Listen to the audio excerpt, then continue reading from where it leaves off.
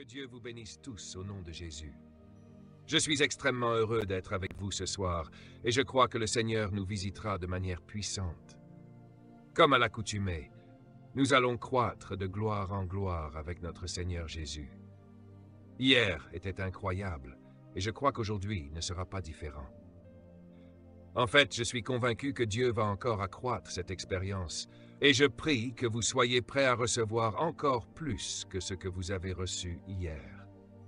Nous allons entrer dans des profondeurs, mais je veux m'assurer que tout ce que j'ai dit était clair pour vous. Si vous avez compris ou si quelque chose vous a échappé, faites-le moi savoir pour que je puisse vous préparer avant d'aller plus loin. Il est toujours de mon désir de répondre à vos questions, car cela est essentiel pour votre croissance. Si vous n'avez pas de questions, vous ne progressez pas. C'est par nos questions que nous grandissons et comprenons mieux. Croire en Dieu ne signifie pas accepter aveuglément ce qu'il dit. Dieu ne voit aucun problème à ce que vous posiez des questions. C'est quelque chose que les croyants modernes ont oublié, car ils n'ont pas de communion avec l'Esprit de Dieu. Incapables d'interroger Dieu, ils ont adopté cette idée qu'il faut croire sans questionner. Mais ce n'est pas le cas. Quand l'ange Gabriel est apparu à Marie et lui a dit qu'elle aurait un enfant, Marie a répondu « Attendez, je suis vierge. Comment cela est-il possible ?» Gabriel n'a eu aucun problème à lui expliquer. Il lui a dit que l'Esprit de Dieu la couvrira, et c'est ainsi qu'elle concevra. Remarquez que Gabriel n'a eu aucun problème à expliquer le processus. Alors, pourquoi avez-vous peur de poser des questions à Dieu? On vous a enseigné cette foi aveugle, mais c'est une absurdité totale. Il n'y a pas de foi aveugle, cela n'existe pas. C'est pourquoi les gens viennent au culte en disant « Voyons ce que Dieu va faire ». Non, vous êtes censé savoir par la foi ce que Dieu va faire. Demandez et vous recevrez. Quand les gens venaient à Jésus, ils leur demandaient « Que veux-tu que je fasse pour toi ?» et non pas « Voyons ce que je vais faire ». Ceux qui venaient à Jésus avec une attente précise recevaient leur bénédiction. Vous devez toujours aller à Dieu en sachant ce que vous attendez, car il est capable de faire infiniment plus que tout ce que nous demandons ou pensons. Si vous avez besoin de quelque chose, dites-le à Dieu. Ne vous contentez pas de dire « Fais ce que tu veux ». Jusqu'à présent, vous ne m'avez rien demandé, dit Jésus. Demandez pour que votre joie soit complète. Beaucoup de gens dans l'Église sont malheureux parce qu'ils ne demandent pas. Tout cela montre que les croyants ne connaissent pas vraiment le Dieu qu'ils servent. Vous avez l'impression d'être un mauvais chrétien si vous posez des questions. Mais Dieu veut que vous demandiez. C'est ainsi que vous allez grandir. Je pose des questions à Dieu tout le temps. Mon désir de comprendre les choses spirituelles m'a amené à prier, jeûner et attendre Dieu.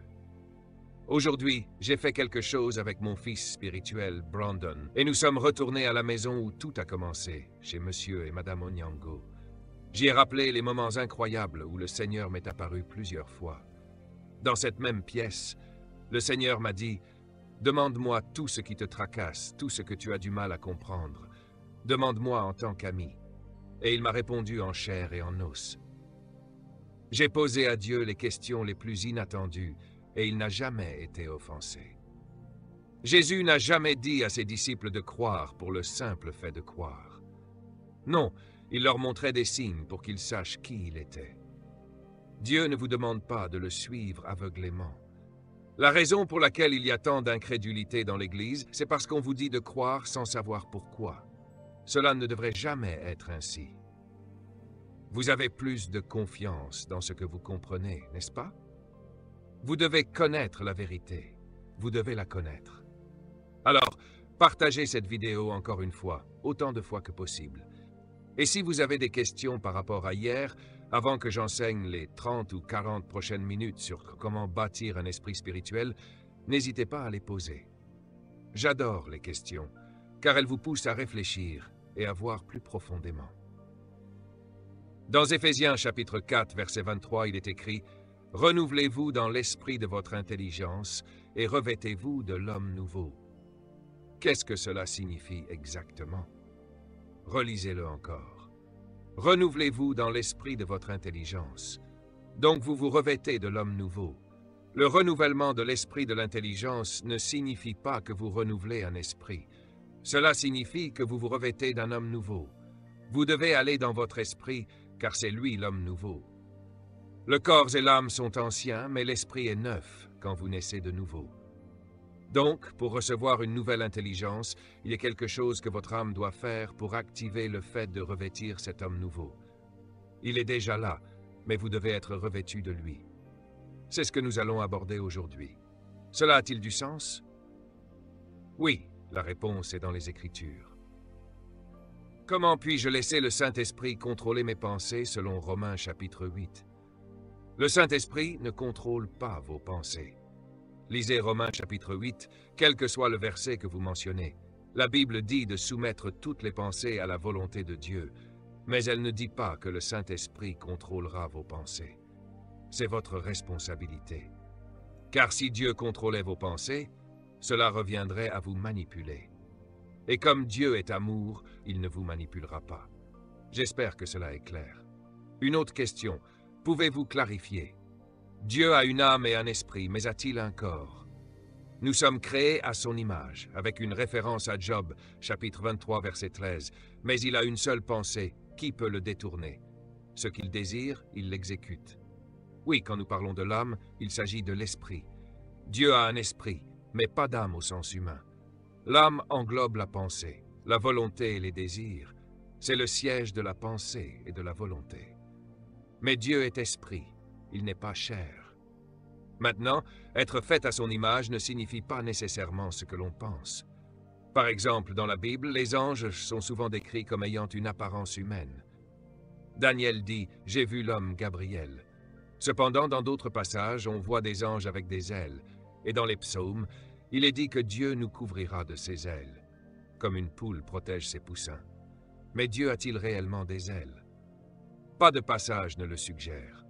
Les anges sont-ils alors faits à son image parce qu'ils ressemblent parfois aux hommes? Non, l'apparence n'est pas l'image. Ne confondez pas apparence et image. Dans Genèse chapitre 1, verset 26, Dieu dit « Faisons l'homme à notre image, selon notre ressemblance. » Et il lui donne la domination.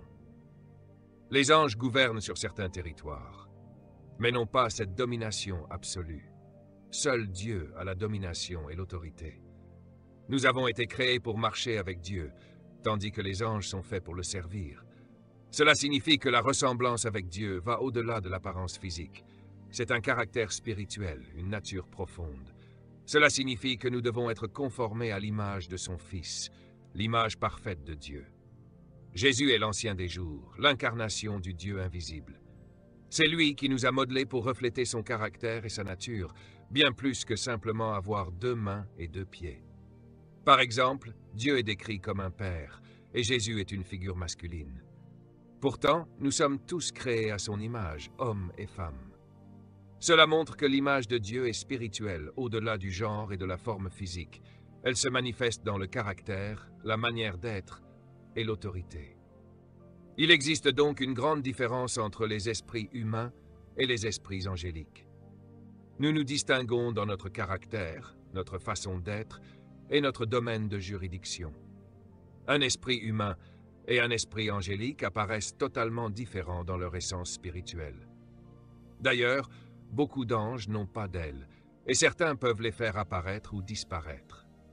Ce sont des êtres spirituels, ils n'ont pas besoin d'ailes pour voler. Jésus lui-même a monté au ciel sans ailes, ce qui montre que la réalité spirituelle dépasse nos conceptions physiques. L'une des choses qui me dérangeait le plus, vraiment plus que tout, c'était que chaque fois que j'allais au ciel, chaque fois que je quittais ce corps, ma compréhension était immense, des milliards de fois plus grande qu'ici. Je comprenais les choses d'une manière instantanée, sans avoir besoin d'explication. Mais quand je revenais dans la chair, seulement 2% de ce que j'avais perçu restait avec moi. Cela me dérangeait énormément. La raison en est que votre âme ne sait rien en elle-même, elle doit tout recevoir. Donc si vous faites une expérience par votre esprit, celle-ci est vécue dans votre esprit, puis vous devez la transmettre à votre âme. Et quand cela arrive dans votre âme, elle doit comprendre. C'est pourquoi, quand vous faites des rêves, vous devez essayer de vous en souvenir. de les interpréter. C'est un processus qui se déroule dans votre âme, et il vous faut encore essayer de comprendre. Imaginez cela. Quand vous êtes dans la présence de Dieu, c'est différent. Mais quand vous revenez à vous-même, vous vous demandez « Qu'ai-je vu exactement? Pourquoi n'est-ce pas pareil? Pourquoi ne puis-je pas m'en souvenir ou le garder pleinement ?» Prenons un exemple classique. Jean-Baptiste. Il parle comme un prophète, disant « Il y en a un qui vient, et je ne suis même pas digne de délier ses sandales. » Il voit Jésus et déclare « Voici l'agneau de Dieu qui enlève le péché du monde. » Il le montre, baptise Jésus, et ils vivent cette expérience magnifique où une voix dit « Voici mon fils bien-aimé. » Puis Jean se retrouve en prison. Et que se passe-t-il? Il envoie ses disciples demander à Jésus « Es-tu celui qui doit venir, ou devons-nous en attendre un autre ?» Que s'est-il passé? Jean avait proclamé de grandes choses sur Jésus. Il avait entendu la voix de Dieu. Il avait vu le ciel s'ouvrir. Comment se fait-il que, soudainement, en prison, il se demande « Est-ce bien lui, ou devrais-je attendre quelqu'un d'autre ?»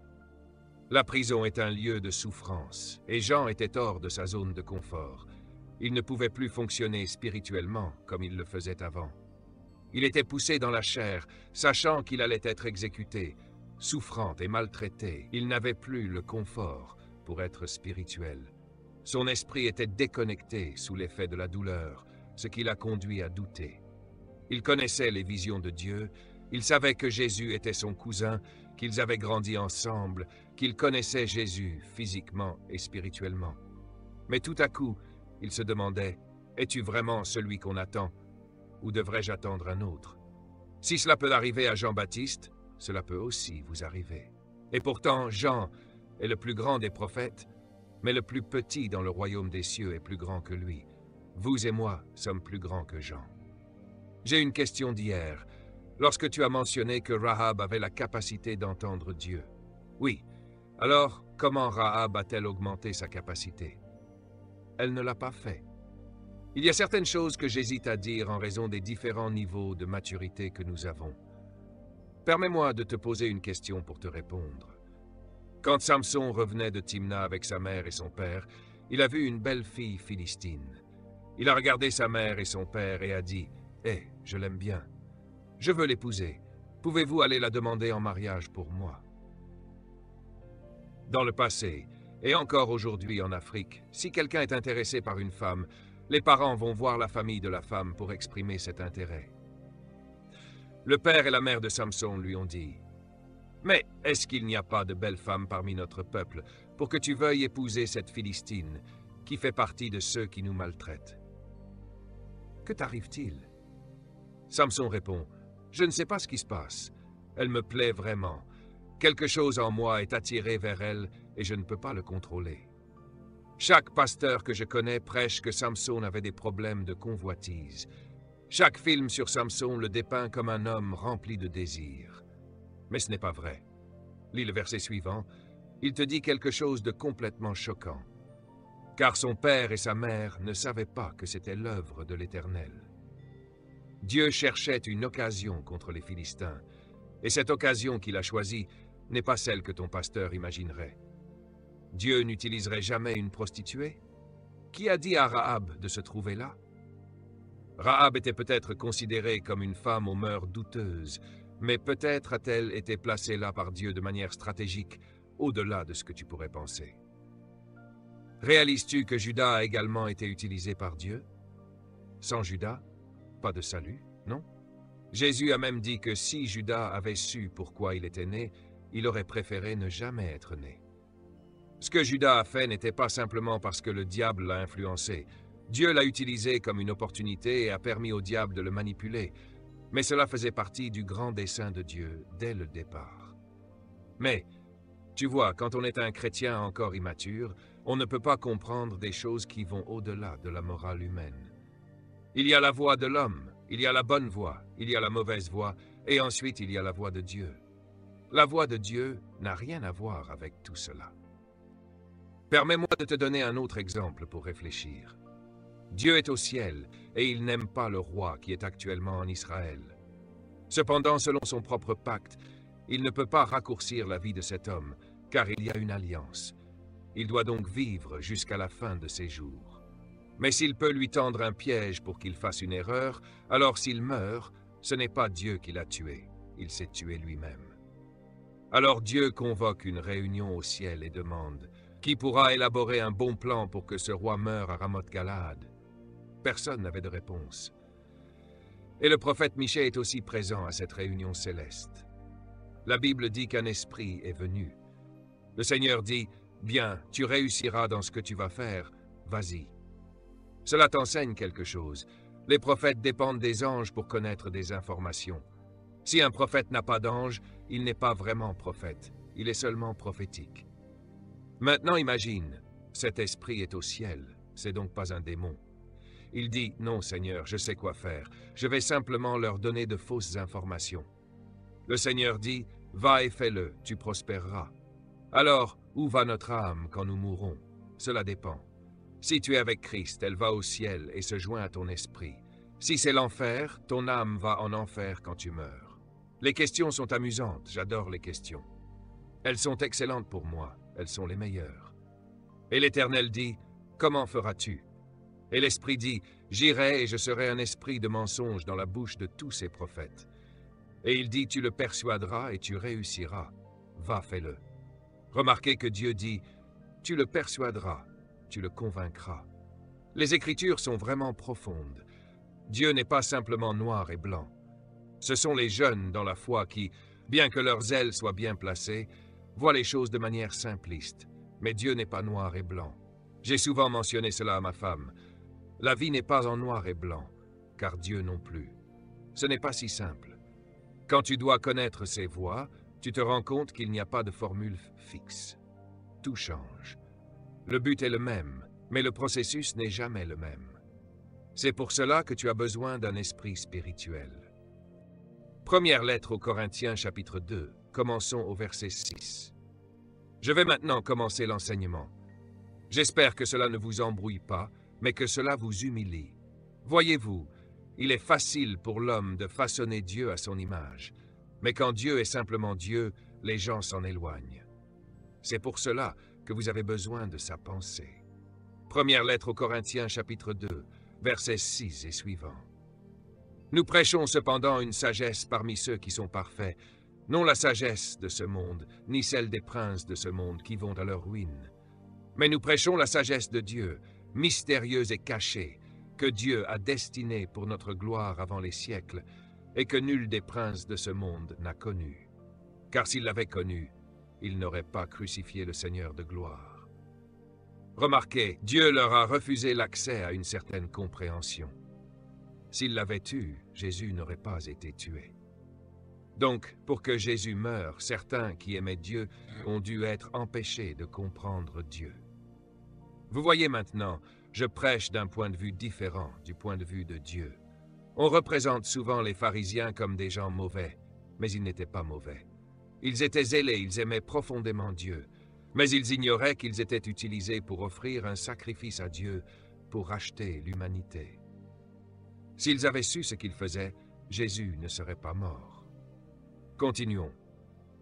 Mais, comme il est écrit, ce sont des choses que l'œil n'a point vues, que l'oreille n'a point entendues, et qui ne sont point montées au cœur de l'homme, des choses que Dieu a préparées pour ceux qui l'aiment. Mais Dieu nous les a révélées par son Esprit. La révélation vient seulement par l'Esprit, pas par l'étude. Je veux que vous compreniez que la raison pour laquelle on me malentend, c'est parce que ce que je dis vient de l'Esprit. Ce qu'ils disent vient de l'étude. Selon leurs études, je peux sembler avoir tort, mais selon l'Esprit, j'ai raison. Et si, en réalité, ils faisaient correctement leurs études, ils verraient que je ne suis pas dans l'erreur. Cela contredit juste leur théologie et ce qu'ils croient savoir. C'est pourquoi on parle de l'esprit de révélation, de l'esprit de sagesse, de l'esprit de compréhension. C'est un esprit, ce n'est pas une condition de l'âme, en raison de vos études. La raison pour laquelle Salomon était l'homme le plus intelligent, le plus compréhensif de la terre, c'est parce que l'esprit de sagesse était en lui. La raison pour laquelle il était anormalement riche, c'est que l'esprit de prospérité était avec lui. Il y avait un ange de la prospérité avec lui, si bien que des gens du monde entier venaient juste pour l'écouter parler. C'est dans les Écritures. Certains venaient simplement pour l'entendre parler, en raison de l'esprit de sagesse en lui. Ce n'était pas quelque chose de normal. Est-ce que cela fait sens? Oui. Quelqu'un a demandé, « Si vous aimez Jésus de tout votre cœur, mais que vous luttez encore contre le péché, où allez-vous? » Vous luttez contre le péché parce que vous n'êtes pas encore mort. Remarquez, vous luttez. Si vous étiez mort, il n'y aurait plus de lutte. Le problème, c'est que vous ne savez pas comment mourir. Je crois qu'il y a un enseignement là-dessus quelque part. Oui, je pense que j'ai enseigné là-dessus. Je ne sais plus où, mais c'est quelque part, vous le trouverez. Peut-être que j'enseignerai sur James Bond ne mourra pas un autre jour. Vous savez quoi? Je vais enseigner là-dessus. Alléluia. Ils ne me comprennent pas parce qu'un esprit ne peut être compris que par des esprits. Pour qu'un esprit parle à une âme, il doit changer son langage pour devenir compréhensible à l'âme, car l'âme a des limitations. Permettez-moi de vous donner un exemple. Les anges dans les hauts cieux, quand ils descendent dans les sphères inférieures du ciel, ils doivent littéralement réduire leur gloire pour s'adapter à ceux à qui ils vont. Sinon, ils rendraient ceux de ce royaume inconfortables. C'est pourquoi, pour que Dieu vienne nous sauver, il a pris notre forme. Quand il a ressuscité, personne ne pouvait vraiment supporter sa gloire. C'est la loi de l'esprit. Tu dois adapter ta gloire pour élever ceux qui sont en bas. Tu ne peux pas aller vers ceux qui sont bas en restant élevé. Tu dois comprendre leur niveau pour les élever. C'est ce que le Seigneur Jésus a fait, ce que les prophètes ont fait, ce que les anges ont fait chaque fois qu'ils ont pris la forme d'un homme pour aider les gens. Est-ce que cela fait sens? Oui. C'est pourquoi je ris souvent de ceux qui imposent des standards irréalistes aux autres. Enseignez aux gens à suivre le Seigneur, enseignez aux gens à aimer le Seigneur, et ils seront transformés. Amen. Amen. Continue, Bethel. Car l'Esprit sonde toutes choses, même les profondeurs de Dieu. Remarquez que l'Esprit sonde les profondeurs de Dieu, mais il ne s'agit pas du Saint-Esprit ici, mais de notre propre esprit. Vous le comprendrez en continuant la lecture. Car l'Esprit sonde toutes choses, même les profondeurs de Dieu. Dans d'autres versions de la Bible, le S est en majuscule, tandis que dans d'autres, il est en minuscule. Mais ce qu'il faut comprendre, c'est qu'il s'agit de l'esprit de l'homme uni à l'esprit de Dieu. Car l'esprit de Dieu étant Dieu, il ne peut sonder sa propre pensée. Cela n'aurait aucun sens, n'est-ce pas? Vous allez le découvrir dans le verset suivant. Lisez le verset suivant. En effet, quel homme connaît les choses de l'homme, sinon l'esprit de l'homme qui est en lui? De même, personne ne connaît les pensées de Dieu, si ce n'est l'esprit de Dieu. Remarquez que nous passons de sonder à connaître. Sonder, c'est enquêter, rechercher. Connaître, c'est déjà posséder la conscience. Ainsi, personne ne sonde l'esprit d'un homme, mais l'esprit de l'homme le connaît. De même, personne ne connaît les pensées de Dieu, sauf l'esprit de Dieu. L'esprit de Dieu ne sonde pas les pensées de Dieu, il les connaît, car il est Dieu. Maintenant, ce qui fait la différence entre un croyant mature et un croyant bébé, c'est la capacité de rechercher les pensées de Dieu. C'est là que réside la différence. Certains peuvent sonder les aspects superficiels et dire « Je sais juste que vous traversez quelque chose, et Dieu dit qu'il va essuyer vos larmes, vous bénir, ouvrir de nouvelles portes pour vous. » C'est une prophétie exacte, mais elle peut s'appliquer à tout le monde, n'est-ce pas? Je sens juste que quelque chose ne va pas. Mais tout le monde connaît des difficultés. Rire. Quelque chose a été difficile financièrement. Qui ne souhaite pas avoir plus d'argent? Même si vous prophétisez cela à Bill Gates, il dira « Amen ». Rire. Car chacun aspire à accomplir de grandes choses, et cela a un coût, mais certains peuvent sonder l'esprit de Dieu plus profondément que d'autres. Cela s'est passé en 1965. Votre grand-mère a donné naissance à Julian. Julian, c'est votre père, n'est-ce pas? Julian a traversé ceci et cela, et c'est pour cela que vous êtes affecté ainsi. Il est mort cette année-là, et lorsqu'il est décédé, ceci s'est produit. Remarquez, ces informations se trouvent en Dieu. Même les anges n'en savent que des fragments, et il doit y avoir un ange associé à votre famille. Ils n'ont pas la connaissance automatique de tout. c'est un mensonge. Remarquez que la capacité d'enquêter est une mesure de votre développement spirituel, de votre maturité spirituelle, pour sonder les pensées de Dieu. Quand on vous dit de prier à ce sujet, on devrait plutôt vous dire de chercher la pensée de Dieu. Mais comme beaucoup n'ont pas atteint cette maturité, on leur dit simplement de prier en espérant que Dieu leur réponde. Mais combien sont réellement capables d'entendre si Dieu parle? Et c'est là que réside la différence. Plus vous êtes profond dans votre capacité à sonder la pensée de Dieu, plus on est tenté d'attribuer cela à un esprit familier, car ils ne lisent pas vraiment les Écritures. Réalisons que celui qui a ouvert les yeux de Paul quand il était encore Saul a reçu l'adresse exacte où Paul se trouvait, même la rue et la maison. Cornelius a reçu des instructions précises pour trouver Pierre, avec des détails spécifiques. Pourquoi, aujourd'hui dans l'Église, voit-on cela comme démoniaque? C'est parce que les gens ont cru en l'évangile du diable, en la puissance de Satan, sans véritablement connaître la puissance de Dieu. Jeudi dernier, j'ai donné une prophétie si précise que même moi j'étais étonné. Quand j'ai regardé cette maman et que l'ange du Seigneur m'a emmené en esprit, j'ai vu son mari en enfer. J'ai vu qu'il pratiquait l'occultisme. Je pense avoir brièvement évoqué cela hier. J'ai alors dit à cette maman de retirer cette bague. Cette bague l'a détruit. Je lui ai conseillé de s'en débarrasser là où personne ne pourrait la retrouver. Maintenant, ma profondeur vient de ma capacité à sonder. Mon Père est encore plus profond que moi. Il peut sonder plus loin encore. C'est pourquoi, quand je prophétise, je le fais avec calme. Pour être honnête, je pourrais prophétiser sur une seule personne pendant 2 heures, si je le souhaitais. Le problème est qu'il y a beaucoup de gens. Je préfère donc me concentrer sur le besoin spécifique, le résoudre et avancer. En tant que prophète, Dieu peut me dire ce dont vous avez besoin, mais je peux aussi sonder d'autres aspects de votre vie si je veux connaître la pensée de Dieu. Souviens-toi du Français du Cameroun. Il est venu et il m'a en fait provoqué. J'ai simplement prophétisé avec mon esprit. Je lui ai dit, non, c'est là que vient ton problème, cela vient de ton frère appelé Freddy, qui a la schizophrénie. Cet homme est choqué, mais je faisais juste une recherche avec mon esprit. Il y a des gens qui prophétisent.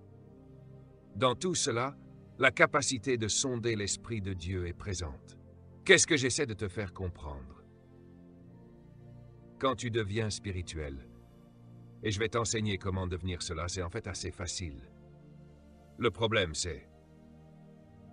Quelqu'un dit que cela peut être très épuisant d'être prophète. C'est épuisant de traiter avec des personnes au cou raide, oui. Ce n'est pas non, cela ne fatigue pas de servir Dieu. C'est un plaisir de servir Dieu. Si tu regardes, chaque prophète était épuisé par les gens, même pas par Satan. Tu te développes. C'est très simple. La question est que tu as été enseigné à faire des choses qui n'ont pas d'importance, jusqu'à ce que tu atteignes un certain niveau, où là, elles comptent parce qu'elles sont faites avec une compréhension différente. Continue de lire. Maintenant, nous avons reçu non pas l'esprit du monde, mais l'esprit qui vient de Dieu. Remarquez que nous n'avons pas reçu l'esprit du monde, et ici, il ne parle pas du Saint-Esprit. Il parle de l'esprit humain que tu as. Nous n'avons pas reçu l'esprit du monde, mais nous avons reçu l'esprit qui vient de Dieu. Non, nous avons reçu l'esprit de Dieu. Relis-le. Qu'est-ce que cela dit? Maintenant, nous avons reçu non pas l'esprit du monde, mais l'esprit qui vient de Dieu. L'esprit qui vient de Dieu, et non l'esprit de Dieu. Chaque mot dans les Écritures a un sens, oui. L'esprit qui vient de Dieu signifie que ce que tu as reçu est une part de lui. Quand tu as reçu Jésus, tu n'as plus l'esprit qui venait d'Adam. Il a été retiré, remplacé. Amen. C'est pourquoi il est dit que Dieu ne nous a pas donné un esprit de peur, mais de force, d'amour et de sagesse. C'est le nouvel homme en toi. Amen. Il n'est pas de ce monde, mais il est dans ce monde. Continue de lire, afin que nous connaissions les choses qui nous sont librement données par Dieu. Écoute cela. Quand tu reçois l'Esprit qui vient de Dieu, cela te permet de savoir, pas de lire, pas d'étudier, mais de savoir les choses que Dieu t'a librement données. Laisse-moi te dire quelque chose. Quand j'étais un jeune garçon et que le Seigneur Jésus est apparu à moi quand j'avais 6 ans, j'ai commencé à savoir les choses qui doivent simplement être, non pas parce que je les avais lues, ni parce que je les comprenais, C'était juste une connaissance intérieure en moi. Je regardais les gens, et je savais que s'ils avaient un esprit en eux, j'avais assez de puissance pour chasser ce démon. Je n'avais jamais étudié la délivrance. Je ne savais même pas ce que c'était. Je savais simplement que si je regardais un esprit mauvais dans une personne, il en sortirait. Je me souviens aujourd'hui d'avoir parlé à mon oncle, le pasteur Simon, et mon oncle me rappelait cela. Il a dit « Personne ne sait plus d'où tu viens et où tu vas que moi. Je prie pour toi tout le temps. » Et c'est vrai. C'est l'homme qui m'a élevé en Dieu quand j'étais encore jeune. Et il me regardait tout le temps. Il posait des questions et regardait ma tante Rachel, disant « Il est extrêmement intelligent. » C'est une chose spirituelle, il disait cela tout le temps. C'est une chose spirituelle, il a un esprit spirituel. Ouvre la Bible, regarde dans la Bible et trouve tout ce que j'ai dit et je n'aime même pas lire les livres. Vraiment, je n'aime pas cela. C'était l'effet Stephen. Tu ne crois pas que tu es béni parce que tu n'as pas encore revêtu l'homme spirituel. Tu ne crois pas que tu es guéri parce que tu n'as pas encore revêtu l'homme spirituel. Tu ne crois pas qu'il y a un nouveau niveau de vie que Dieu a préparé pour toi parce que tu n'as pas encore revêtu l'homme spirituel. Tu es encore revêtu de l'homme ancien en essayant de croire en la parole de Dieu. Mais réalises-tu que croire et savoir ce que Dieu a donné gratuitement est en fait dans ton esprit, pas dans ton âme? Oui. Waouh! L'abîme appelle l'abîme. C'est une chose spirituelle. Jésus, notre Seigneur, a dit « Les paroles que je vous dis sont esprit et vie. » Il n'a pas dit que ce sont des mots. Les paroles que je vous dis sont esprit. C'est pourquoi quand Jésus parlait, il ne pouvait pas le comprendre et il était choqué. Il disait « Pourquoi ne pouvez-vous pas comprendre mes paroles? Pourquoi ne pouvez-vous pas comprendre mon discours? Je sais pourquoi. Vous êtes les enfants de votre père, le diable. Cela signifie que vous venez d'Adam, pas de moi. Si vous étiez vraiment les enfants d'Abraham, vous me comprendriez, car Abraham s'est réjoui de me voir. Même Dieu sait qu'il entendra selon ta généalogie spirituelle. Et quelqu'un demande, comment puis-je revêtir l'homme spirituel? Nous y venons. Amen, nous y arrivons. Amen. Continuez à lire. Les choses que nous disons ne sont pas dans les mots que la sagesse des hommes enseigne. Non, non, non. Vous devez lire cela en le savourant. Vous devez le lire lentement, comme un délicieux plat de macaroni au fromage. Vous devez le prendre avec calme. Les choses que nous disons ne sont pas dans les mots que la sagesse des hommes enseigne, mais dans ceux que le Saint-Esprit enseigne, en comparant les choses spirituelles avec les choses spirituelles. Encore une fois, écoutez bien cela. Les choses que nous disons ne sont pas dans les mots que la sagesse des hommes enseigne. Remarquez que lorsque vous enseignez spirituellement, vous ne devez même pas utiliser la sagesse des hommes. C'est pour cela qu'il est très difficile, en fait, pour moi, de juste être normal. Parce qu'il y a certaines choses, si nous commençons à en discuter, vos yeux s'ouvriront. Vous regarderez ce monde et vous vous direz, pourquoi suis-je encore ici? Viens, Jésus, viens et emmène-moi à la maison. Je suis sérieux. Parce que vous réalisez que tout ça est déjà arrivé. Le jeu est joué et c'est fini. Vous serez reconnaissant qu'il vous ait mis du bon côté. Vous ne l'avez même pas choisi. Vous ne m'avez pas choisi, je vous ai choisi. Amen. C'est une lutte, oui. Lisez-le encore une fois, je vous en prie, par les miséricordes de Dieu. Les choses que nous disons ne sont pas dans les mots que la sagesse des hommes enseigne, mais dans ceux que le Saint-Esprit enseigne, en comparant les choses spirituelles avec les choses spirituelles. Les êtres humains ont du mal à comparer les Écritures. Les êtres humains sont encore en train de débattre des versions. Mais la Bible vous dit qu'une fois que vous devenez spirituel, vous commencez à comparer les choses spirituelles. Attendez, quoi? Nous parlons avec des mots que la sagesse des hommes ne nous enseigne pas, mais nous utilisons la sagesse de Dieu pour enseigner cela. Comparez les choses spirituelles avec les spirituelles. Ainsi, lorsque vous êtes immergé dans le monde spirituel, vous commencez à connaître la différence entre la spiritualité ordinaire et la spiritualité de Dieu. Waouh, ce ne sont pas les mêmes. Vous commencez à savoir ce qui vient du ciel et ce qui existe juste dans le monde des esprits. Vous pouvez comparer les réalités spirituelles. Nous ne parlons pas ici de manifestations de pouvoir dans le monde naturel, parce que les êtres humains peuvent être trompés sur Terre, car vous ne pouvez pas voir spirituellement. Lorsque vos yeux spirituels sont ouverts, vous ne pouvez plus être trompé spirituellement.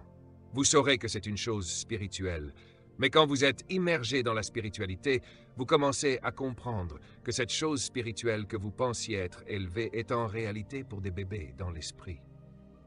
Il y a un domaine plus élevé dans l'esprit, une dimension plus haute, au-delà de ce réseau spirituel. Ainsi, lorsque la Bible dit que vous jugerez les anges, ce n'est pas pour dire que les anges pêchent. Cela signifie que vous serez capable de les traiter, de les servir, de leur dire ce qu'ils doivent faire selon leurs standards, selon où ils en sont. Pourquoi? Un jugement juste juge selon où vous êtes, pas selon une vérité que vous ne connaissez pas. C'est pour cela qu'un enfant, un bambin... Je connais un ami dont le petit frère jouait avec une arme à feu, laissé sans surveillance par ses parents. Le petit a appuyé sur la gâchette et a tué son père. L'enfant a grandi, sachant qu'il avait tué son père, tourmenté et perturbé mentalement. Mais lorsqu'il l'a fait, il était un enfant. Pourquoi ne l'a-t-on pas jeté en prison à vie? L'enfant ne savait rien. Si quelqu'un est responsable, c'est bien vous, les adultes, qui devez sécuriser ces choses. Comparez les choses spirituelles, pas les choses humaines. Il utilise un esprit familier. Il utilise ceci et cela. Remarquez qu'ils ne peuvent pas prophétiser. Alors comment pouvez-vous juger la prophétie? Vous ne pouvez pas prophétiser. Avez-vous déjà vu un professeur de maternelle essayer de faire passer un examen à un étudiant universitaire? Vous n'êtes pas qualifié, madame. Vous n'êtes pas qualifié, monsieur. Vous êtes professeur de maternelle. Vous les interrogez sur l'alphabet. Vous n'êtes pas qualifié pour me questionner au niveau universitaire, non. Et c'est juste un exemple. Cela ne se passe pas comme ça. Mais un chrétien, après 2, 3, 5, 10 ans de salut, voudrait venir et parler au Père qui marche avec Dieu depuis 40 ans. Je ne dis pas que les pères ne peuvent pas se tromper, mais il y a une manière d'aborder les choses. Vous ne pouvez pas être négligent. Nous avons trop de personnes négligentes qui pensent que l'impolitesse est de la bravoure. Non, l'impolitesse n'est pas de la bravoure. C'est fou pour moi. Je ne dis pas cela à la légère. Je regarde des pères et je vois où ils se trompent, mais je comprends où ils en sont. Si je compare l'œuvre accomplie par Dieu à travers eux, qui a amené tant d'âmes à Jésus, je vois que ce qu'ils enseignent est suffisant pour amener quelqu'un à l'aide. Ce n'est généralement pas suffisant pour amener quelqu'un à la plénitude, mais ce sont juste des malentendus spirituels qu'ils n'ont pas encore expérimentés. Alors, je suis d'accord avec ça, c'est là où ils en sont. Dieu qui les a appelés les corrigera. Maintenant, s'ils enseignent qu'il n'y a pas de paradis, que Jésus n'est pas le seul chemin, si on commence à dire cela, alors c'est mauvais. Mais croyez en Jésus, le seul chemin, la vérité et la vie. Fuyez le péché, et Jésus est le seul moyen de sortir du péché. Il est né d'une vierge, il est mort le 3e jour, et il est ressuscité. Quand quelqu'un prêche cela, rien ne peut dire qu'il ne prêche pas la vérité. Les autres choses sont des détails qui peuvent améliorer votre vie chrétienne, mais ce n'est pas une question de aller au paradis ou non. Ce n'est vraiment pas le cas. Apprenez à aimer les gens là où ils en sont. Amen. Continuez à lire. Mais l'homme naturel ne reçoit pas les choses de l'Esprit de Dieu. Oh d'accord. Encore une fois, une dernière fois. Mais l'homme naturel ne reçoit pas les choses de l'Esprit de Dieu. L'homme naturel ne peut pas recevoir, même s'il le veut, il ne peut pas. Oui, vous ne m'écoutez pas. Ils n'ont pas la capacité de recevoir. Oui, vous savez qu'en vous, s'il vous plaît, ne descendez pas en enfer, mais si vous descendez en enfer, vous entendez des cris de personnes. Allez et visitez pour que vous puissiez avoir peur du péché, mais ne descendez pas en enfer. Je suis sérieux. Une des choses les plus intéressantes dans cette région, c'est ceci. Les gens crient « Hâte-toi, Seigneur, aie pitié, qu'ai-je fait de moi-même » Vous n'avez jamais entendu un tel niveau de demande de pardon comme en enfer. Mais il y a un problème. Ils n'ont pas la capacité de se repentir. Ce qu'ils disent est le résultat de la douleur, mais leur âme n'a pas la capacité de changer. Waouh! Donc, Même s'ils disent « Je suis désolé, Seigneur », ce n'est pas sincère. Oui, ils sont devenus le péché. Parce que nous sommes les mêmes à dire « Ah, c'est trop », ils maudiront et maudiront Dieu en même temps. Ils n'ont pas la capacité. Donc sur terre, c'est aussi la même chose. Bien que sur terre, les gens puissent changer tant que vous êtes dans ce corps, vous avez une opportunité de changer. Vous pourriez leur montrer un miracle devant eux et ils diront « c'est le diable ». Ils diront « c'est des trucs de caméra ». Certaines personnes ont même dit « ah, ils ont utilisé des astuces de lumière ». Ils enregistrent des gens. Avez-vous remarqué? Nous n'enregistrons pas les gens pour des événements. Pas du tout. Si c'est un événement enregistré, je ne prophétise pas. Je ne le ferai pas. Parce que si je prophétise, vous direz « nous avons vos informations ». Vous savez, quand nous sommes arrivés dans ce bâtiment, je crois que c'était Chris, est-ce toi qui me parlais du micro avec oreillette? J'ai dit « Buffalo, ce serait vraiment cool si tu avais comme un truc d'oreille pour tout ce que je dis.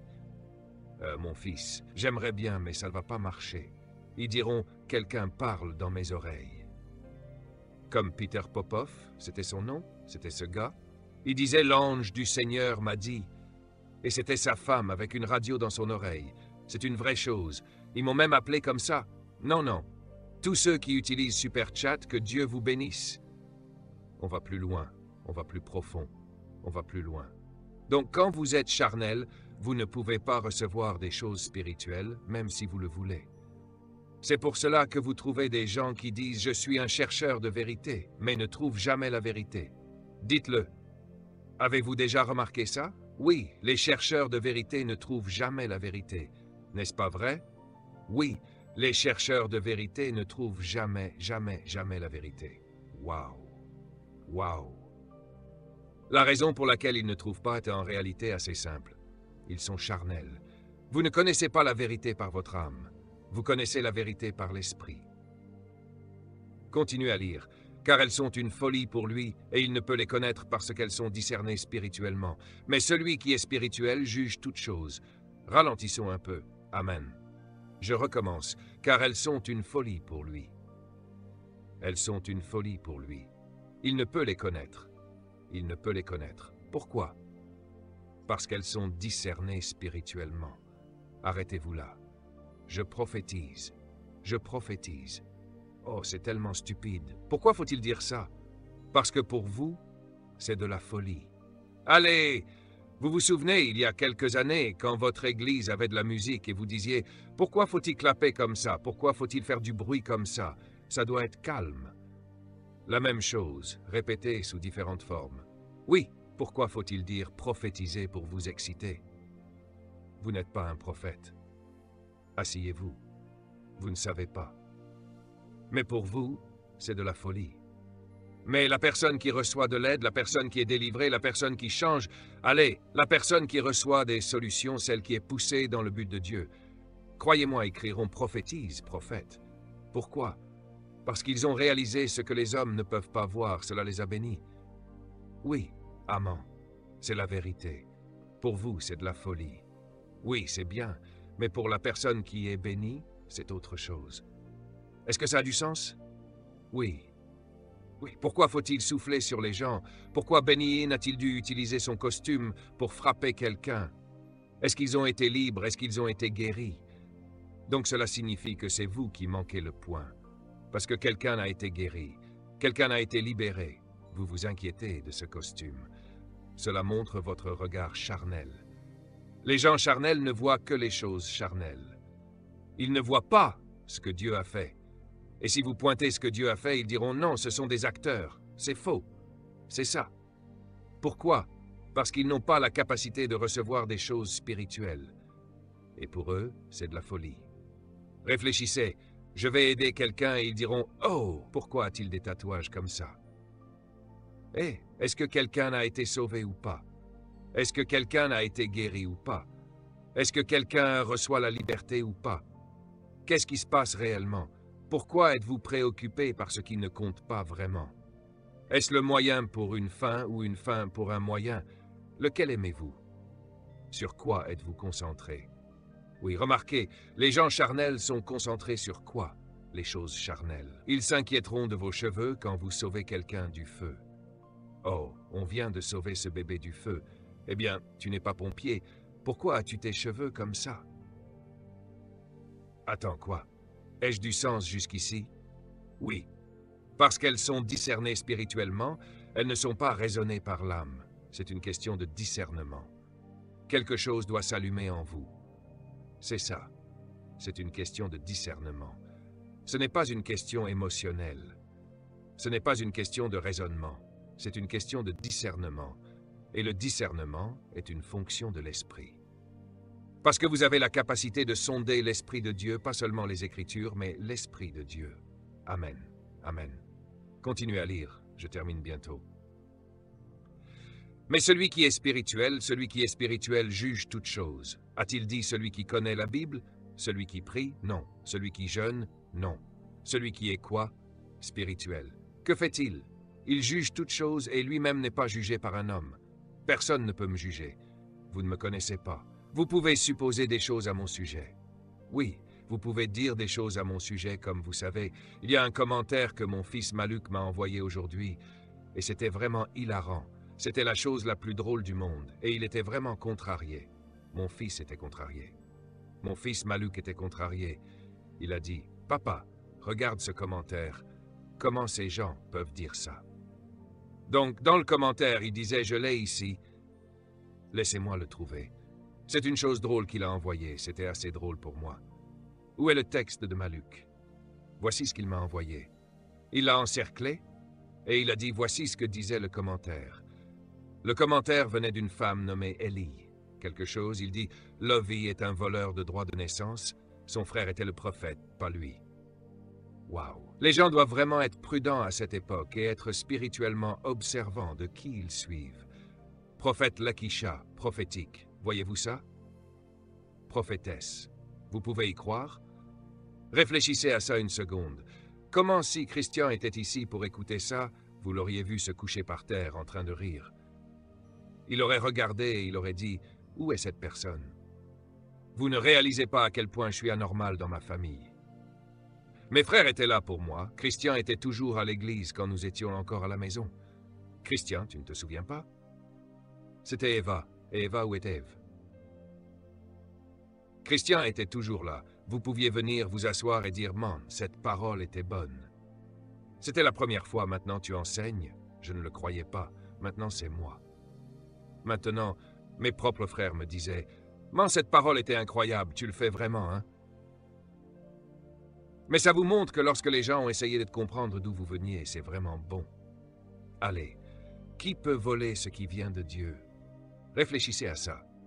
Comment pouvez-vous voler le Saint-Esprit? Comment pouvez-vous voler un collègue? Je sais qu'il pense à Ésaü et Jacob. Ésaü et Jacob n'ont rien volé. Jacob a réclamé ce qui lui appartenait. Dieu a dit, Jacob, je t'aime. Ésaü, je le déteste. Il a utilisé des formalités pour obtenir la bénédiction qui était déjà la sienne, mais Dieu n'était pas responsable de la donner, seul Isaac, leur père, pouvait le faire. Isaac voulait que son fils aîné l'ait. Dieu voulait que le second l'ait. Pourquoi? Parce que le second est l'aîné de Dieu, et le premier est le second de Dieu. Mais vous voyez, quand vous êtes spirituellement immature, vous ne savez pas ces choses. Alors mon fils m'a envoyé ça. J'ai ri et je lui ai dit, « Mon fils, ce sont de petites choses, ce sont de petites personnes, c'est pas grave. » Il a dit, « Comment peuvent-ils dire ça? » J'ai dit, « Non, ce n'est pas grave, c'est pas un gros problème. » La raison pour laquelle ils doivent inventer plein d'histoires d'origine, vous savez, quand vous êtes un super-héros, vous devez avoir une histoire d'origine. Est-ce qu'une araignée vous a mordu? Venez-vous de Krypton? Ils doivent créer ça, parce que ça n'a pas de sens pour eux. Et c'est la raison pour laquelle ils ne peuvent pas me juger. Ils ne me connaissent pas. Ils peuvent dire des choses à mon sujet. Vous pouvez écrire des histoires à mon sujet. C'est cool. Tout le monde peut avoir son opinion, mais pour me connaître, non. Personne ne le sait. Ma famille le sait. Et ce n'est pas un secret. Mais pour eux, ce n'est pas assez. Ils cherchent le moment où je suis devenu Juju. C'est ce qu'ils veulent savoir. À quel moment je suis devenu une personne de Juju? Mais tout cela est dû à la jeunesse d'un homme né de l'esprit et dans les mains de Dieu. Ça n'a jamais de sens. Comment pouvez-vous dire d'où vient Pierre? Pierre péchait, et la prochaine fois, il est apôtre. Quand est-ce que le changement a eu lieu? Il n'y a pas d'histoire d'origine sauf « J'étais pécheur, et j'ai été fait pécheur d'hommes ». Ah, évêque Yaya, Dieu vous bénisse. Merci pour votre super chat, et à tous ceux qui donnent des super chats maintenant, allons plus loin. Car qui a connu l'Esprit du Seigneur, qui a connu l'Esprit du Seigneur, pour qu'il puisse l'instruire? Mais nous avons l'Esprit du Christ. Mais nous avons l'Esprit du Christ. Vous ne pouvez pas m'instruire si vous n'avez pas l'Esprit de Dieu. Non seulement vous ne pouvez pas me juger, vous ne pouvez pas m'instruire. Vous n'avez pas l'Esprit du Christ. C'est pourquoi vous trouvez beaucoup parmi eux. Imaginons un instant que j'étais Harry Potter. Je serais un sérieux. Comment pouvez-vous me jeter en enfer au lieu de prier pour que je sois sauvé, que la même influence que j'ai amène plus d'âmes au ciel? J'ai veillé à traduire et à adapter le texte pour qu'il soit fluide et cohérent en français, tout en respectant le sens de l'original. Ils acceptent simplement ce qui vient de Dieu. Nous ne parlons pas à des gens comme ça. Remarquez, c'est la peur qui parle. Oui, c'est la peur qui parle. Oui, comment pouvez-vous condamner quelqu'un à l'enfer alors que Dieu ne le condamne pas? Cela montre l'état de leur cœur et leur peur. Oui. Comment entrons-nous dans ou mettons-nous l'esprit spirituel? Si vous êtes déjà de type numéro 1, je prolonge cela parce que je veux finir cette série une fois pour toutes. Alléluia, alléluia. Vous êtes là avec moi ou vous dormez? Vous êtes sûr d'être là? Oui. Vous êtes sûr d'être là? Oui, tapez numéro 1 si vous êtes prêt. Maintenant, je vais vous donner la clé. La clé est très simple. Ce n'est pas difficile. Ce sera très simple. Ce n'est même pas aussi complexe que vous le pensez. C'est en fait assez simple. Mais la partie difficile sera sur vous, pas du côté de Dieu. Ce n'est jamais du côté de Dieu. Maintenant, la capacité. Vous avez une capacité physique. Vous avez une capacité de l'âme. Et ensuite, vous avez la capacité de l'esprit. Maintenant, Dieu ne vous permettra jamais de passer outre une partie de votre être avant qu'elle ne soit maximisée. Parce que si votre âme n'est pas développée au point d'être maximisée, il est impossible pour votre âme de servir votre esprit. Parce que l'ordre de Dieu est l'esprit, l'âme, puis le corps. Mais quand Dieu a créé l'homme, c'est l'âme qui était la tête de l'être. L'homme est devenu une âme vivante, pas un esprit vivant. Il a dit que l'homme ancien était une âme vivante et Jésus-Christ, notre Seigneur, était un esprit vivifiant.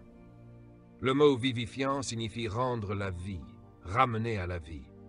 Donc, lorsque Dieu a créé l'homme, son intention est toujours que votre homme spirituel soit le principal, puis votre âme et enfin votre corps. Mais la défaillance des êtres humains est que c'est l'âme, le corps et puis l'esprit. Parfois c'est le corps, l'âme et puis l'esprit, mais souvent c'est l'âme, le corps et puis l'esprit.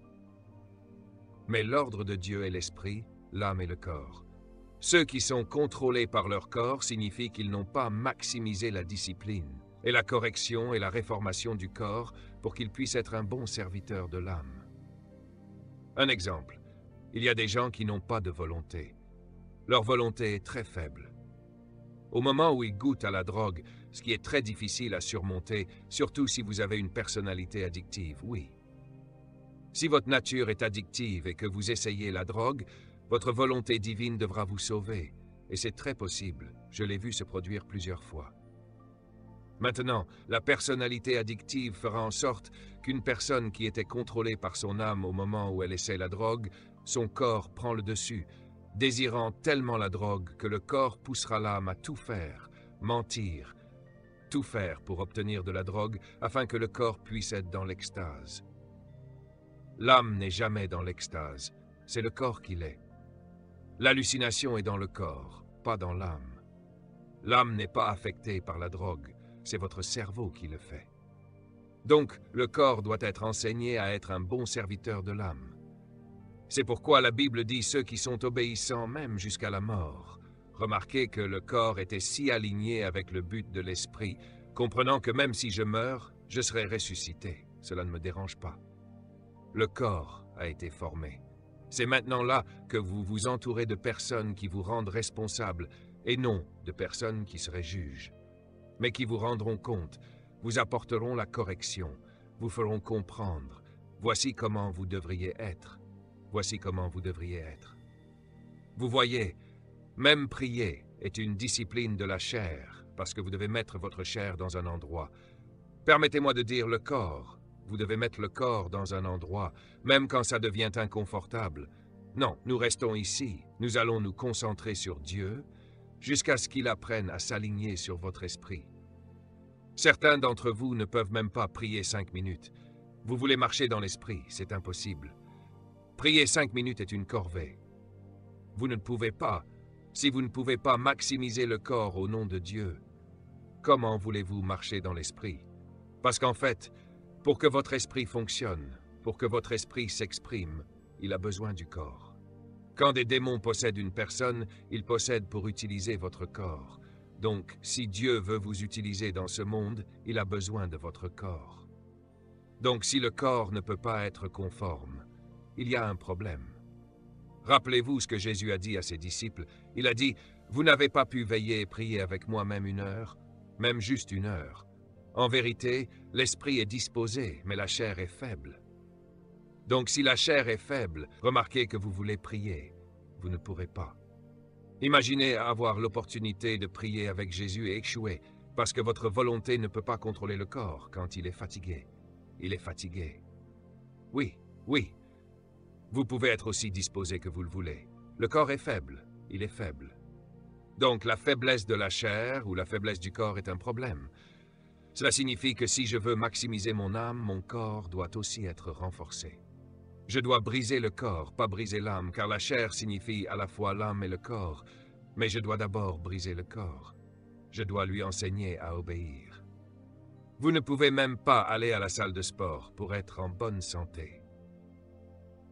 Vous réalisez que le Seigneur Jésus et Jean-Baptiste ont dû marcher des kilomètres et des kilomètres. Vous ne pouvez même pas marcher sur un tapis de course pendant 10 minutes. Vous ne pouvez pas aller courir. Vous n'êtes pas discipliné pour manger sainement, pour vivre longtemps, pour ne pas avoir de maladie, afin que votre corps soit fort pour Dieu et votre esprit clair. Vous réalisez que si vous mangez mal, même votre esprit ne peut pas être clair. Imaginez maintenant que le Saint-Esprit vous communique quelque chose à votre âme et que votre âme le transmet à votre corps. Mais votre esprit est affecté par les toxines que vous ingérez. Vous ne pouvez même pas penser clairement. Cela vous affecte. Je suis juste réaliste, les gens. C'est simple. En fait, c'est très simple. Vous serez motivé pour avoir des abdominaux pour l'été, mais pas pour être en bonne santé pour Dieu, pour un usage spirituel. Vous allez à la plage pour que les gens vous voient, pour des raisons vaniteuses, le corps obéira, mais pour des fins éternelles, il ne le fera pas. Remarquez que le corps a sa propre volonté, l'âme aussi, mais le corps peut-il être un serviteur? C'est pourquoi j'adore le Muay Thai. Chaque fois que je m'entraîne, je dois avoir un professionnel expérimenté pour être mon entraîneur. Je ne suis jamais quelqu'un qui va à la salle de sport s'entraîner tout seul. Je ne suis pas cette personne. Pas que je ne puisse pas, je le fais parfois. Mais si je veux devenir meilleur, j'ai besoin de quelqu'un de plus compétent que moi pour me pousser au-delà de mes capacités. Quand je parle de mon coach en force et conditionnement, c'est l'un des meilleurs. Son nom est Mr. Ramsdale. Il a entraîné des gens comme Bivol, ce boxeur qui a battu Canelo. Ce gars a entraîné certains des meilleurs athlètes au monde. Quand je me préparais pour des compétitions, je faisais appel à lui. C'est la chose la plus difficile que j'ai jamais faite. Mais je fais ces choses parce que j'apprends les limites de mon corps. Je découvre mes points de rupture et je les dépasse. Je me sens comme si j'allais mourir, mais en réalité, je ne vais pas mourir, je vais me pousser. J'ai toujours travaillé avec des gens qui me poussent. Quand je parle de mon coach, son nom est Osamoji, ou O. Ce gars m'a fait soulever des poids comme jamais auparavant. Je suis le plus fort que j'ai jamais été. Mais longtemps, j'ai ignoré l'haltérophilie parce que je savais qu'une mauvaise technique pouvait provoquer des blessures. Une fois, je me suis blessé et j'ai dit que je n'y retournerais plus. Mais j'ai compris que c'était moi le problème. Je n'avais pas la bonne personne pour m'enseigner. Cet homme est tellement concentré sur la forme et la position qu'il m'a rendu fort, c'est le plus fort que j'ai jamais été. Mais il m'a poussé à un point de rupture que j'ai maintenant dépassé. et je me dis, ok, quel est le prochain défi? Mais le plus difficile que j'ai jamais fait, c'est le combat physique. C'est avec mon coach Giulio Trana, un maître du Muay Thai. Il m'a poussé à un endroit où il n'y a pas de retour. Il m'a fait faire des sprints sur un vélo de torture, le Assault Bike. Peu importe votre forme physique, cet appareil vous mettra à genoux. Je me souviens avoir mis Andrew dessus. Il pensait qu'il allait mourir. Il était allongé par terre. Mais ce genre de défi me permet de tester mon corps, de voir s'il est déjà fatigué. Je l'ai fait sans qu'on me dise à l'avance ce que j'allais faire, et j'ai tenu bon. Je vous donne ces exemples non pas pour dire « allez embaucher un coach », mais parce que j'ai traversé des épreuves, la perte de gens, le fait de dormir dehors, des luttes qui ne m'ont jamais brisé. Dieu m'a fortifié dans ces situations. Par la foi, je savais que demain serait meilleur. J'ai traversé tout ça, mais même lorsque Dieu m'a béni et qu'il y a de la paix dans ma vie, je cherche encore des épreuves pour m'assurer que ce corps-là ne se repose pas, qu'il ne devienne pas trop confortable. Si je peux faire ces sprints, je peux prier pendant 2 ou 3 heures, c'est devenu une forme de confort pour moi. Je m'entraîne ainsi pour pouvoir supporter la faiblesse du corps. Quand je médite, parfois j'ai envie de me gratter, mais je me dis non, je vais rester là, ça passera, ça n'existe pas. Voici la traduction optimisée des sous-titres. Vous voyez, toutes ces choses sont des éléments que vous devez maximiser. Oui, il y a des choses que vous devez traverser si votre chair va être soumise à votre âme. Cela a-t-il du sens? Oui. Arrêtez d'être indiscipliné avec votre alimentation. Commencez à être discipliné en allant dormir, à être discipliné dans vos activités quotidiennes, à être discipliné dans les personnes avec qui vous traînez. Toutes ces choses...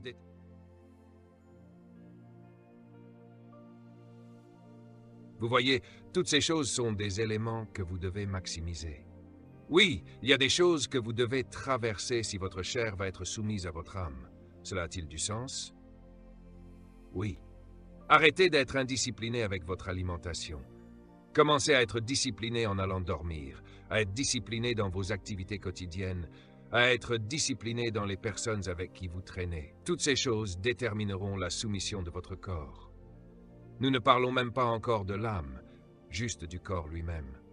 Si vous ne pouvez pas vous abstenir de manger, tout ce que vous voyez, vous voulez manger, vous ne pouvez pas contrôler. Non, je vais passer mon tour. Je vais apprendre à mon corps à respecter ce régime. Je vais apprendre à mon corps à ne manger que 2 fois par jour. Si tout ce qui vous tente, vous êtes prêt à le dévorer, cela montre que votre corps n'a aucune discipline, en grande partie.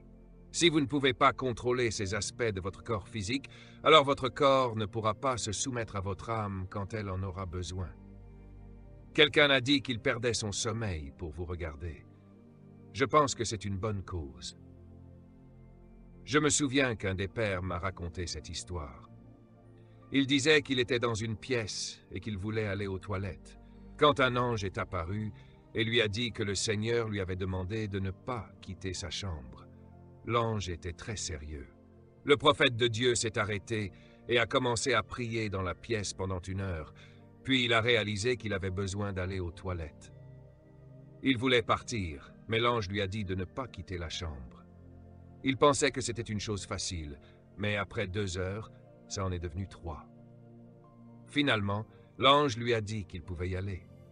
Alors il a oublié qu'il avait besoin d'aller aux toilettes. Il a demandé à Dieu ce qui se passait, et Dieu lui a répondu qu'il voulait juste qu'il apprenne à soumettre sa chair. Une chose si simple, il a oublié qu'il avait besoin d'aller aux toilettes. À chaque fois que votre corps veut faire quelque chose, vous ne devez pas simplement obéir, vous devez vous interroger. Lorsque vous allez dans l'âme, avez-vous remarqué la purification de l'âme? Je ne parle pas du péché, je ne parle pas de l'iniquité, celle-ci est réglée par le précieux sang de notre Sauveur. Je parle de l'auto-purification pour avoir les bonnes intentions. Le sang de Jésus ne va pas faire cela pour vous, c'est à vous de décider. Maintenant, réfléchissez à ceci. Pourquoi est-il difficile pour les croyants de donner? Tout le monde veut recevoir, mais beaucoup ne veulent pas donner. La raison pour laquelle beaucoup luttent pour donner est très simple. Vous avez des difficultés à donner parce que votre âme n'a pas été transformée. Lorsque l'âme est transformée, elle devient sacrifiée. L'esprit de Jésus ne s'est pas crucifié, c'est le corps et l'âme qui l'ont fait. L'esprit n'a pas été affecté par les clous, l'esprit n'a pas été affecté par la croix. Vous savez ce qui a été affecté? Le corps a ressenti la douleur, et l'âme a ressenti la pression, les tourments. La guerre psychologique était dans l'âme, pas dans l'esprit. L'âme a souffert et le corps a souffert. Il s'est donné librement. Alors imaginez, si vous avez du mal à donner la dîme, à donner une offrande, à donner une semence, à aider votre voisin, comment allez-vous donner votre âme? Comment allez-vous être un sacrifice vivant? Parce que les sacrifices sont spirituels en premier, pas physiques. Quel est l'état de votre âme? Si l'âme n'est pas sacrificielle, elle n'a pas été transformée, car le signe qu'elle a été transformée, c'est que vous devenez un serviteur prêt à tout faire pour Dieu. Si Dieu dit « donne, donne ta vie », vous le ferez. Si Dieu dit « donne ta maison », vous le ferez. Si Dieu dit « donne ta voiture », vous le ferez. Si Dieu dit « donne 1 million », vous le ferez. Si Dieu dit « donne 10 milliards », vous le ferez. Nous l'avons fait. Combien de fois avons-nous fait cela? Nous l'avons fait un nombre incalculable de fois. Ma femme et moi l'avons fait, nombreuses fois. Et chaque fois que nous vidons notre compte pour donner, je souffre pendant quelques mois. Mais Dieu nous élève tellement que nous oublions que nous avons donné. Nous avons fait cela tellement de fois, et nous continuons d'être sacrifiants de cette manière. Amen. Maintenant, écoutez-moi bien. Dieu ne veut pas que vous donniez par devoir. Dieu ne veut pas que vous donniez par loi, car vous n'êtes plus sous la loi. Vous devez donner par amour. Et celui qui aime, aime son prochain comme lui-même, ce qui signifie que je ne retiens rien pour moi-même. Cela signifie que je ne vais rien retenir de mon prochain. C'est l'attitude que vous devez avoir en vous, de pures intentions sans arrière-pensée.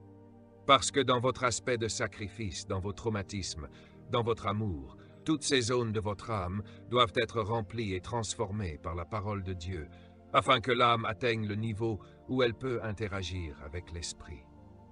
Si elle n'a pas été maximisée pour être perfectionnée selon le désir de Dieu, et notre perfection est différente pour chacun, alors l'âme souffre de l'incapacité à opérer avec l'esprit. Elle ne peut pas revêtir le nouvel homme. Comment pouvez-vous revêtir quelque chose si vous n'avez pas maximisé ce qui est à l'intérieur? Être spirituellement orienté signifie que vous devez apprendre à votre corps et à votre âme à connaître les voies de l'esprit. Remarquez la différence entre l'esprit de Christ et le fait d'être spirituellement orienté. Ce n'est pas la même chose. Si je vous dis « soyez plus américain », cela signifie que vous devez vous adapter aux façons des Américains. Si je vous dis « tu as oublié tes racines latines », cela signifie que vous avez oublié ce que vous mangez, comment vous vous habillez, comment vous parlez. Vous voyez ce que je veux dire?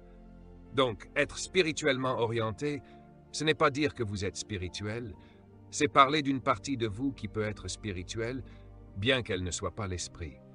C'est l'extension de la culture du ciel dans votre âme et votre corps. Quand Jésus était sur la croix et qu'il l'insultait, ce n'est pas le Saint-Esprit qui lui a fait dire « Père, aie pitié d'eux, ils ne savent pas ce qu'ils font ». Savez-vous qui a dit cela? C'est son âme qui l'a dit. Il avait pitié d'eux, car ils ne savaient pas mieux. Les soldats romains ont dit « Regardez, il prie encore pour nous alors qu'on l'insulte ». Si tu colportes des ragots, tu n'es pas prêt à entrer dans l'homme spirituel. Si tu fais des commérages, si tu es curieux des affaires des autres, si tu ne pardonnes pas, si tu ne montres ni grâce ni miséricorde, tu n'es pas prêt à revêtir l'homme spirituel. Tu réalises combien de temps il a fallu aux disciples pour revêtir l'homme spirituel? Oui. Est-ce nécessaire? Absolument pas. Ils ont marché avec Jésus pendant longtemps sans revêtir l'homme spirituel. Après l'avoir trahi, ils ont traversé la douleur. Quand des gens cherchaient à les tuer, ils n'avaient plus rien d'autre, rien du tout. La Bible dit qu'ils étaient tous d'accord, lorsque le jour de la Pentecôte arriva pleinement, ils étaient d'accord dans un même esprit. Alors l'Esprit de Dieu descendit, et ils furent changés à jamais. Ils n'avaient plus peur de mourir. Ils parlaient en langue, prêchaient et ajoutaient des milliers de croyants à leur foi. Depuis ce jour, ils allaient au temple, étaient battus, mais ils ne reniaient pas Jésus. Ils furent changés. Cela leur a pris d'être brisés, de souffrir, d'être rejetés, d'être tournés contre eux. Mais ils trouvèrent leur refuge en acceptant l'appel de Dieu. C'est ce qui les a fait revêtir l'homme spirituel. Ce Pierre avec qui tu parles et tu mens à Pierre, et Pierre te dit, « Tu pensais me mentir, mais tu mens au Saint-Esprit. » Attends Pierre, comment es-tu devenu le Saint-Esprit? Il essaie de te dire, « Moi et le Père, nous sommes un. » Me parler, c'est comme parler à Dieu. Me mentir, c'est mentir à Dieu. Un jeune homme est venu, il allait te prendre et te jeter dans le tombeau. Il est tombé et mort. Sa femme est entrée, ment aussi, tombe et meurt. Remarque, il avait le pouvoir de prendre la vie des gens, car il pouvait rendre des jugements sur toutes choses, mais lui-même ne pouvait pas être jugé. Quelqu'un dit que cela prend du temps, n'est-ce pas? Tu devrais rester plus longtemps, mais tu devrais être dans la parole de toute façon, c'est notre vie. Ce que je veux dire, c'est que ta brisure doit être réparée en lui. C'est un processus. C'est pourquoi lorsque les gens veulent avoir un prophète, je veux ce que tu as, Dieu te le donnera, mais aussi sois prêt à affronter les épreuves qui l'accompagnent. J'ai traversé beaucoup de choses pour être ce que je suis. Donc, si des frères et sœurs peuvent te faire tourner contre Dieu, tu n'es pas prêt à revêtir l'homme spirituel. Si l'argent peut te faire dévier pour faire des bêtises aux yeux de Dieu, tu n'es pas prêt à revêtir l'homme spirituel. Tu n'es pas prêt à marcher dans l'homme spirituel, à demeurer en lui, tu n'es pas prêt. Si des insultes peuvent t'offenser et te briser le cœur, tu n'es pas prêt. Car vois-tu, si tu entres dans ce lieu et que tu t'offenses, tu tues des gens. Ta colère tuera des gens. Tu n'as aucune idée du nombre de fois où j'ai retenu ma langue en regardant des gens et me disant « c'est bon, car je suis changé ». Il y a des moments où je me suis trompé et ce n'était pas bon. Je me suis rendu compte que ce n'était pas comme ça que ça devrait être. J'ai été justifié, mais quel est l'intérêt? Ce n'est pas bon. Donc, si tu n'es pas encore formé et que tu entres dans ce lieu, tu deviendras une personne dangereuse. Tu feras du tort aux gens, tu affecteras les gens. Tu seras comme Moïse. Moïse avait un tempérament explosif. Regarde Élisée. Élisée a tué des jeunes hommes sans hésiter, des garçons. Il a déchiré leur corps. Mon gars, calme-toi. Pourquoi es-tu si amer? Son serviteur lui ment. Il le maudit, et 4 générations plus tard, il y a des innocents qui n'ont rien à voir avec tout ça, qui en souffrent. Eh bien, notre perfection est différente. Elle est en étapes, en niveaux. Ne tente pas d'être quelqu'un d'autre.